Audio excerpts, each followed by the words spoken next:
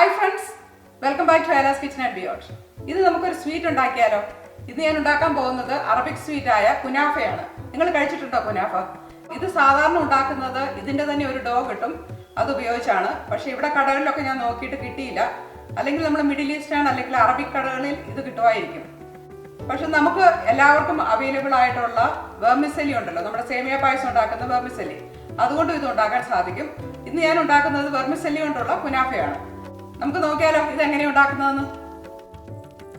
ആദ്യം തന്നെ നമുക്ക് കുനാഫയ്ക്ക് വേണ്ട ഇൻഗ്രീഡിയൻസ് എന്തൊക്കെയാണെന്ന് നോക്കാം. നമുക്ക് വേണ്ടത് 1 കപ്പ് പാലാണ്, അത് തണുത്ത പാൽ മതി. പിന്നെ വേണ്ടത് 2 ടേബിൾ സ്പൂൺ കോൺ സ്റ്റാർച്ച്, കുറച്ച് ഷുഗർ കൂടി വേണം. ഇതൊരു 2.5 ടേബിൾ സ്പൂൺ ഷുഗറാണ് ഞാനിവിടെ ഉപയോഗിക്കുന്നത്. ക്രീം ചീസും ഇതിന് ആവശ്യമായിട്ടുള്ള ഒരു ഇൻഗ്രീഡിയൻ്റ് ആണ്. ഒരു 3 ടേബിൾ സ്പൂൺ ക്രീം ചീസ് വേണം. പിന്നെ ഒരു 1/2 കപ്പ് മോസറല്ല ചീസും ഇതിനാവശ്യമാണ്. അടുത്തായിട്ട് നമുക്ക് വേണ്ടത് കുറച്ച് വനില എസൻസ് ആണ്. 1 ടീസ്പൂൺ വനില എസൻസ് ആണ് ഞാനിവിടെ ഉപയോഗിക്കുന്നത്.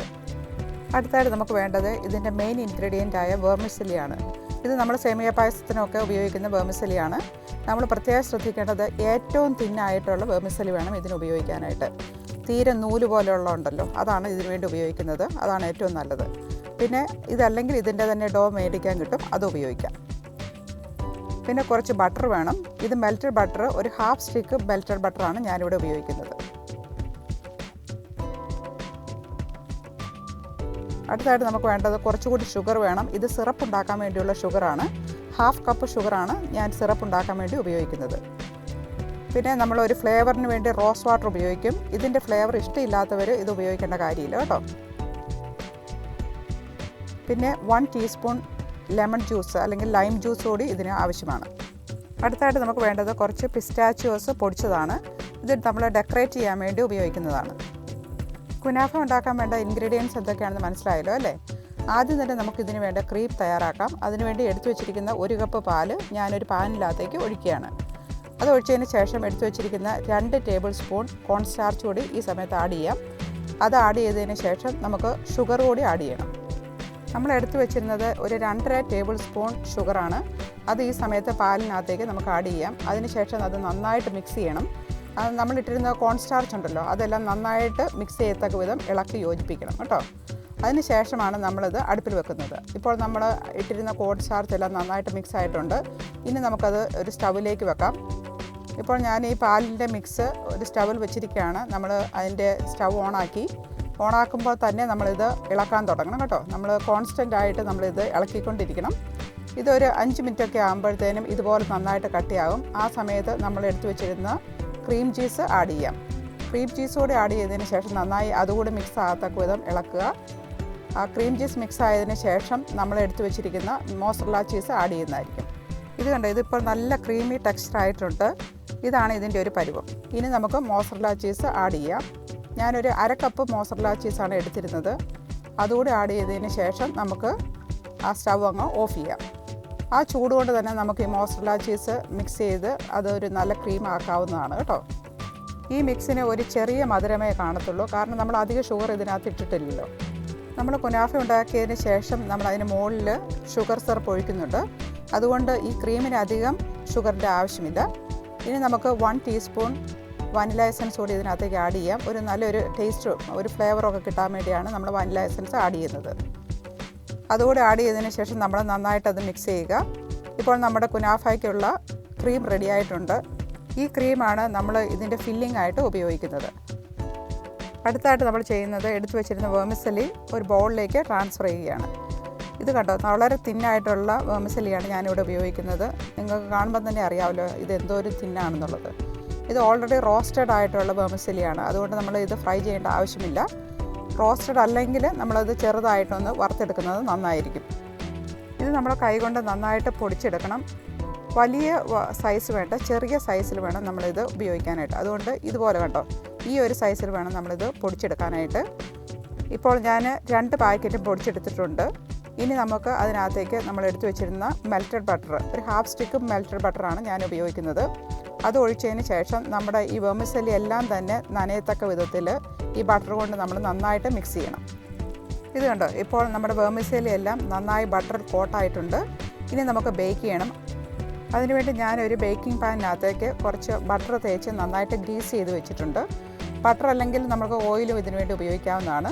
ഇപ്പോൾ ഒരു ലെയർ വെർമിസെല്ലി മിക്സ് ഞാൻ അതിനകത്ത് ഇട്ടിട്ടുണ്ട്. അത് നന്നായിട്ട് സ്പ്രെഡ് ചെയ്യുക, എല്ലായിടത്തും തന്നെ കവർ ചെയ്യണം. അപ്പോൾ ഒരു ലെയർ കംപ്ലീറ്റ് ആയിട്ട് നമുക്കിങ്ങനെ കവർ ചെയ്യണം. അതിനുശേഷം ഒരു ഗ്ലാസ്സോ എന്തെങ്കിലും കട്ടിയായിട്ടുള്ള ഒരു സാധനം കൊണ്ട് നമ്മൾ ഇതൊന്ന് പ്രസ് ചെയ്യണം. അപ്പോൾ അത് നന്നായിട്ട് ഉറച്ചിരിക്കാൻ വേണ്ടിയാണ് നമ്മളിങ്ങനെ ചെയ്യുന്നത്. എല്ലാവരും നന്നായി പ്രസ് ചെയ്തതിന് ശേഷം നമ്മൾ ആ സൈഡൊക്കെ ഇതുപോലെ ഒരു സ്പാച്ചുല ഉപയോഗിച്ച് നന്നായിട്ട് ഒന്ന് ക്ലീൻ ചെയ്ത് വെക്കണം. അല്ലെങ്കിൽ അതിൻ്റെ സൈഡിലൊക്കെ ഇതൊക്കെ ഒത്തിരി പറ്റി പിടിച്ചിരിക്കും. അതുകൊണ്ടാണ് ഇങ്ങനെ നമ്മൾ ക്ലീൻ ചെയ്തെടുക്കുന്നത്. ഇപ്പോൾ ഒരു നല്ല ഷേപ്പുമായി കിട്ടുന്നുണ്ട്. നല്ല സർക്കുലർ ആയിട്ടുള്ള ഒരു ഷേപ്പ് ഇപ്പോൾ നമുക്കിതിന് വേണ്ടി കിട്ടിയിട്ടുണ്ട്.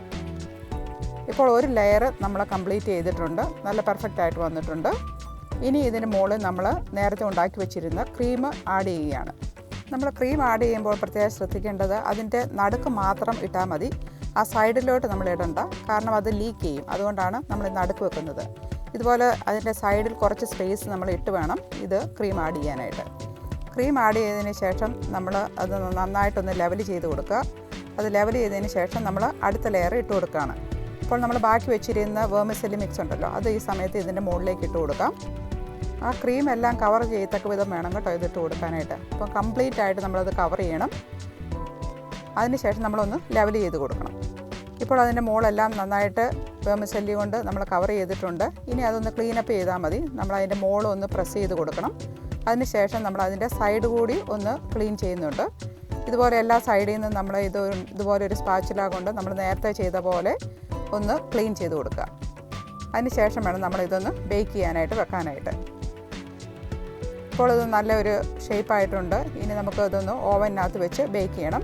ഈ സമയത്ത് ഞാൻ ഓവൻ ഒരു 350 ഡിഗ്രി ഫാരൻഹീറ്റിൽ പ്രീഹീറ്റ് ചെയ്യാൻ വെച്ചിട്ടുണ്ടായിരുന്നു. ഇത് റെഡിയാകാനായിട്ട് ഒരു 25 to 30 മിനിറ്റ്സ് എടുക്കും. ആ സമയത്ത് ഇതിന് വേണ്ട ഷുഗർ സിറപ്പ് നമുക്ക് തയ്യാറാക്കാം. അതിനുവേണ്ടി ഞാനൊരു പാനിനകത്തേക്ക് 1/2 കപ്പ് വെള്ളം ഒഴിച്ചിട്ടുണ്ട്. പിന്നെ എടുത്തു വെച്ചിരുന്ന 1/2 കപ്പ് ഷുഗർ കൂടി ഞാൻ ആഡ് ചെയ്യുകയാണ്. അത് ആഡ് ചെയ്തതിന് ശേഷം നന്നായിട്ട് ഇളക്കി കൊടുക്കുക. ആ ഷുഗറൊക്കെ നന്നായിട്ട് മിക്സ് ചെയ്തതിന് ശേഷം നമ്മൾ അതൊന്ന് ബോയിൽ ചെയ്യുന്നവരെ വെയിറ്റ് ചെയ്യണം. ഇപ്പോൾ ഇത് ബോയിലായിട്ടുണ്ട്. ഈ സമയത്ത് 1 ടീസ്പൂൺ ലെമൺ ജ്യൂസ് ഞാൻ ഇതിനകത്തേക്ക് ഒഴിച്ചു കൊടുക്കുകയാണ്. ലെമൺ ജ്യൂസ് ഒഴിക്കുന്നത് നമ്മുടെ ഷുഗർ ക്രിസ്റ്റലൈസ് ചെയ്യാതിരിക്കാനാണ്. ചിലപ്പോൾ നമ്മൾ തണുക്കുമ്പോൾ ഇത് ക്രിസ്റ്റലൈസ് ചെയ്യും. അത് ഉണ്ടാകാതിരിക്കാനാണ് ലെമൺ ജ്യൂസ് നമ്മൾ ഇതിനകത്തോട്ട് ഒഴിക്കുന്നത്.